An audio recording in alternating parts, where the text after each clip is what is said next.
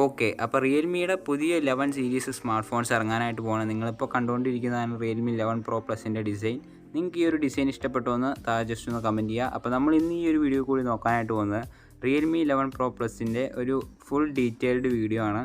So video maximum full ആയിട്ടാണ് ശ്രമിക്കുക. Channel ഇഷ്ടപ്പെടുകയാണെങ്കിൽ തീർച്ചയായിട്ടും ഒന്ന് സബ്സ്ക്രൈബ് ചെയ്യുക. നമുക്ക് നേരെ വീഡിയോ ഇട്ടെടുക്കാം.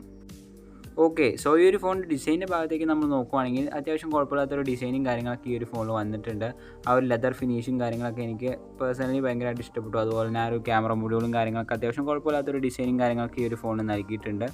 ഈ ഒരു ഫോണിൻ്റെ ഡിസൈൻ നമ്മൾ നോക്കുമ്പോൾ ആ ഒരു ഷവോമിയുടെ കുറച്ച് ഫോൺസിൽ കണ്ട അതേ ഒരു ഡിസൈൻ പാറ്റേൺ അല്ലെങ്കിൽ ആ ഒരു ക്യാമറ മൊഡ്യൂളും കാര്യങ്ങളൊക്കെയാണ് റിയൽമി ഈ ഒരു ഫോണിലായിട്ടും കൊണ്ടുവന്നിരിക്കുന്നത്. അപ്പോൾ നമുക്ക് കോപ്പി എന്ന് പറയേണ്ട, പകരം ഇൻസ്പിറേഷൻ എന്ന് പറയാം. റിയൽമി എവിടെ നിന്നെങ്കിലും ഇൻസ്പയർ ചെയ്യുന്നുണ്ടെങ്കിൽ അത് പെർഫെക്റ്റ് ആയിട്ടായിരിക്കും ഇൻസ്പിറേഷൻ ചെയ്യുന്നത്. സോ ഡിസൈൻ വൈസ് എനിക്ക് ഇഷ്ടപ്പെട്ടു, നിങ്ങൾക്ക് ഇഷ്ടപ്പെട്ടു എന്ന് താഴെ ജസ്റ്റ് ഒന്ന് കമൻറ്റ് ചെയ്യുക. അപ്പോൾ റീസെൻ്റായിട്ട് ഈ ഒരു ഫോണിൻ്റെ കുറച്ച് സ്പെക്സും കാര്യങ്ങളൊക്കെ ലീക്ക് ആയിട്ടുണ്ട്. അപ്പോൾ ഈ ഒരു ഫോൺ ഇറങ്ങുമ്പോൾ തന്നെ ഈ ഒരു ലീക്സും കാര്യങ്ങളും എത്രത്തോളം സത്യമാവണമെന്നില്ല. അപ്പോൾ ഇനി പറയാൻ പോകുന്ന കാര്യങ്ങളൊക്കെ റൂമർ ബേസ്ഡാണ്. സോ ഈ ഒരു ഫോണിൻ്റെ ഡിസ്പ്ലേനെ കുറിച്ച് നോക്കുവാണെങ്കിൽ 6.7 ഇഞ്ചിൻ്റെ ഫുൾ HD+ OLED ഡിസ്പ്ലേയും കാര്യങ്ങളൊക്കെയാണ് ഈ ഒരു ഫോണിൽ നൽകിയിരിക്കുന്നത്. അതുപോലെ തന്നെ നമ്മൾ 10 Pro Plusൽ കണ്ട അതേ ഒരു കർവ് ഡിസൈൻ പാറ്റേൺ തന്നെയായിരിക്കും ഈ ഒരു ഫോണിലായിട്ട് വരുമ്പോഴും. ഈ ഒരു ഫോണിൻ്റെ ചിപ്സെറ്റ് അല്ലെങ്കിൽ പെർഫോമൻസ് ഡിപ്പാർട്ട്മെൻറ്റിലായിട്ട് നമ്മൾ നോക്കുവാണെങ്കിൽ MediaTekൻ്റെ Dimensity 7050 എന്ന് പറഞ്ഞൊരു പ്രോസസ്സറാണ് വന്നിരിക്കുന്നത്.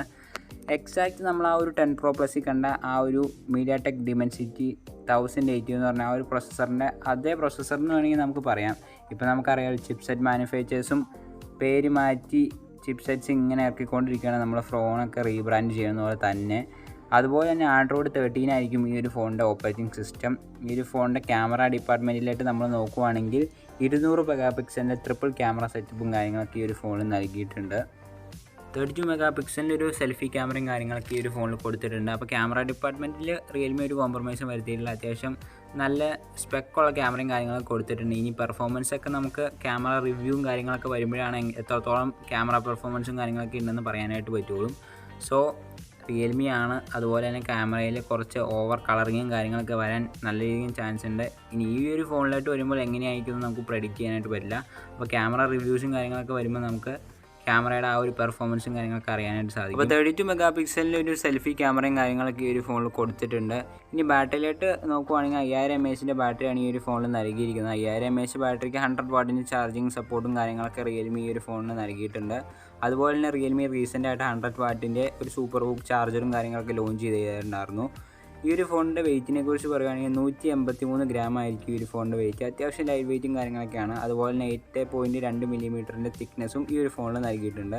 അപ്പോൾ ഫോണിൻ്റെ ആ ഒരു ഓവറോൾ ഇൻ ഹാൻഡ് ഫീൽ നമ്മൾ ആ ഒരു ഡിസൈൻ വൈസ് നമ്മൾ നോക്കുവാണെങ്കിൽ റിയൽമി 10 Pro Plusൽ കണ്ട ആ ഒരു എക്സാക്റ്റ് ഡിസൈനും കാര്യങ്ങളൊക്കെ ആയിരിക്കും ഈ ഒരു ഫോണിലും വരുന്നത്.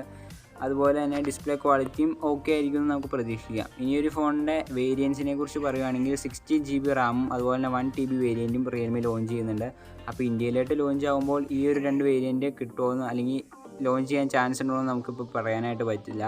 അതുപോലെ തന്നെ ലോഞ്ചിനെ കുറിച്ച് പറയുകയാണെങ്കിൽ ചൈനയിൽ മെയ് 10 ഈ ഒരു ഫോണിൻ്റെ ലോഞ്ച്. ഇന്ത്യയിലായിട്ട് ഏകദേശം ഒരു മാസം, ചൈനയിൽ ലോഞ്ച് ചെയ്ത് ഒരു മാസം കഴിയുമ്പോഴത്തേക്ക് ഇന്ത്യയിലായിട്ട് ലോഞ്ച് ആവുമായിരിക്കും എന്ന് നമുക്ക് പ്രതീക്ഷിക്കാം. ഓക്കെ, അപ്പോൾ ഇതൊക്കെയാണ് റിയൽമി 11 Pro Plusനെ കുറിച്ച് പറയാനുള്ളത്. അപ്പോൾ ഈ ഒരു വീഡിയോയിൽ പറഞ്ഞിരിക്കുന്ന സ്പെസിഫിക്കേഷൻസ് ഒക്കെ റൂമർ ബേസ്ഡാണ്. സോ ഫോൺ ലോഞ്ച് ആകുമ്പോൾ എത്രത്തോളം ശരിയാവണമെന്ന് നമുക്കിപ്പോൾ പറയാനായിട്ട് പറ്റില്ല. അപ്പോൾ ഈ ഒരു ഫോൺ എങ്ങനെയുണ്ടെന്ന് ചോദിക്കുകയാണെങ്കിൽ ഡിസൈൻ വൈസ് എനിക്ക് അത്രയ്ക്ക് ഇഷ്ടപ്പെട്ടു. അത്യാവശ്യം നല്ല രീതിക്കുള്ള ഡിസൈനും കാര്യങ്ങളൊക്കെ റിയൽമി കൊടുത്തിട്ടുണ്ട്. ആ ഒരു ലെതർ ഫിനിഷിങ്ങും ക്യാമറ മൊഡ്യൂളും കാര്യങ്ങളൊക്കെ പക്കയാണ്. അവിടെയൊന്നും റിയൽമി ഒരു കോംപ്രമൈസും വരുത്തിയിട്ടില്ല. പക്ഷേ സ്പെസിഫിക്കേഷൻ വൈസ് ഈ ഒരു ഫോൺ എങ്ങനെയുണ്ടെന്ന് ചോദിക്കുകയാണെങ്കിൽ ഓക്കെ എന്നേ പറയാനായിട്ട് വരും. കാരണം ഒരു എക്സ്ട്രാ ഓർഡിനറി ആയിട്ട് റിയൽമി ഇവിടെ ഒരു തരത്തിലും സ്പെസിഫിക്കേഷൻസിൽ ഇമ്പ്രൂവ്മെൻറ്റ് ചെയ്തിട്ടില്ല.